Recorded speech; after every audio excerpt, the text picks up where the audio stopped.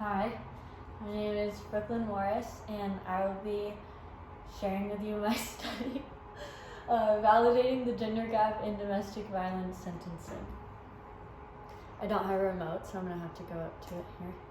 So my research question for the study is, what is the difference in sentencing implications with domestic violence defendants based on their gender? I wanted to focus on why there is a gender gap, if there is one. So the impetus, the main part of this study, the important part, men and women commit domestic violence crimes at similar rates, but men are 15 times more likely to be incarcerated than women. That's by Starr, 2012. On average, nearly 20 people per minute are physically abused by an intimate partner. That's by Hamrick, 2019. Female defendants are treated more leniently than male defendants, and that's by Bickel and Peterson et al. 1991. And that's the main part of this study, as to why. My operational definitions for these slides will be intimate partner violence, which is domestic abuse, Class C felony, which is domestic violence battery involving strangulation, battery, which is physical abuse, and LIWC software, which is linguistic inquiry word count.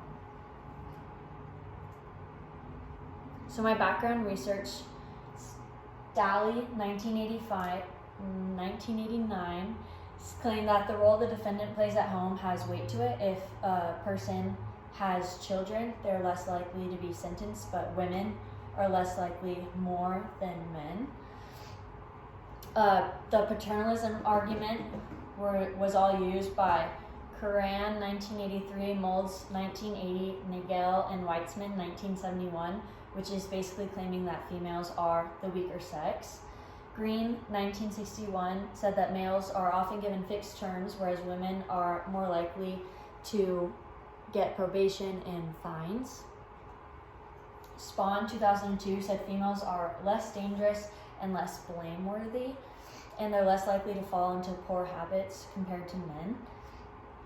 And Borman et al. Did a study on heterosexual relationships and homosexual relationships, and all the participants came out saying that males, when a physical abuse is committed by a male to a female, it's more serious than by a male to a male, or by a female to a female, or by a female to a male. And when it is from a male to a female, the female should press charges, and all the other ones are less serious in comparison to from a male to a female. So my independent variable is male to female domestic violence defendants versus female to male domestic violence defendants. And my dependent variable is time sentenced to prison, 0 to 10 years. That's my quantitative data. And my other dependent variable is emotional content and rationale for sentencing, using the LIWC software to analyze the data, and that's my qualitative part. My hypotheses for the quantitative is the null is gender of perpetrator does not impact sentencing of a crime, and the alternative is when a crime is committed by a female, the sentencing is less years. My qualitative null is positive and negative emotional content does not have an impact on sentencing of crimes, and my alternative is there is a difference in positive and negative emotional content in sentencing rationale. So my method participants, I had 64 participants from small liberal arts college, 32 male defendant to female victim, and 32 female defendant to male victim conditions, and I used convenient sampling with random assignment using an Excel generator. Participants were compensated with research credit. I had to get rid of some pieces of data because not all the participants answered the questions fully, so I couldn't analyze that data. My procedure, I distributed an informed consent packet, everyone signed it, and then I had everyone read the police report with the crime, the domestic violence battery involving strangulation with either a female or male defendant, and they didn't know there were other conditions. After reading the packet, they had to read the typical sentencing of the crime committed and possible things the victim could suffer from. And then I had to instruct the participants to sentence the defendant from 0 to 10 years. They had to fill in one box.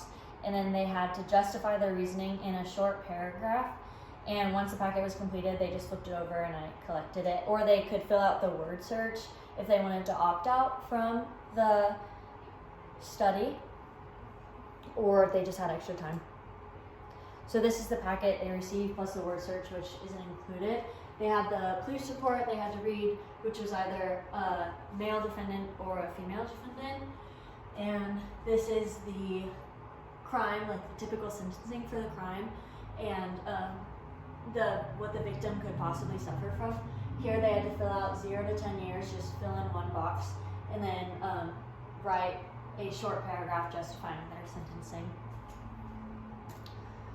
So the materials used were 64 informed consent papers, 30 pins, just in case they didn't have any, 32 male defendant to female victim packets, and 32 female defendant to male victim packets, and all papers were printed at Sierra Nevada University. So quantitative results, I used the Mann-Whitney U-test, which is the alternative to the two-sample t-test. And I used it because my data did not have a normal distribution. I did get a significant difference. The p-value was at 0.02852 for my quantitative data. Here are the graphs depicting that. For my qualitative, I used the LIWC software, analyzing the positive and negative emotional content for that short paragraph the participants had to write. And I did not get a significant difference for positive or negative. For positive, it was 0.67448, and for negative, the p-value was 0.62414. So I rejected the null hypothesis for my quantitative data. The male defendant was sentenced to more years compared to the female defendant. And that supports previous research, as the Poorman et al. Showed that males are more likely to be blamed. And I failed to reject the null for my qualitative, and I had no significant difference found in the positive or negative emotional content. So there is a difference in male and female sentencing for domestic abuse crimes, 3 years sentence, and that's proven in real life, and in this study it shows it. I only studied students from a liberal arts college, small study, so that could limit my study a little bit.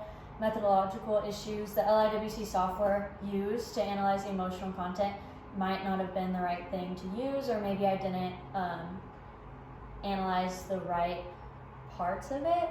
It didn't come out with what I wanted to, it didn't show exactly what I wanted to.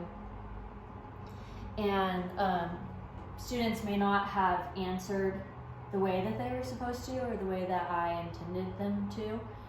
And practical applications like the judicial system can use this to maybe understand the gender gap. And future research, I would like to know why this gender gap is a thing. Why are males more blameworthy and females less blameworthy, even though the same crime is committed? So here's my references. Just pause on it for a second so you can see that it is here. And any questions? There's no one here, so I'll stop. Thank you.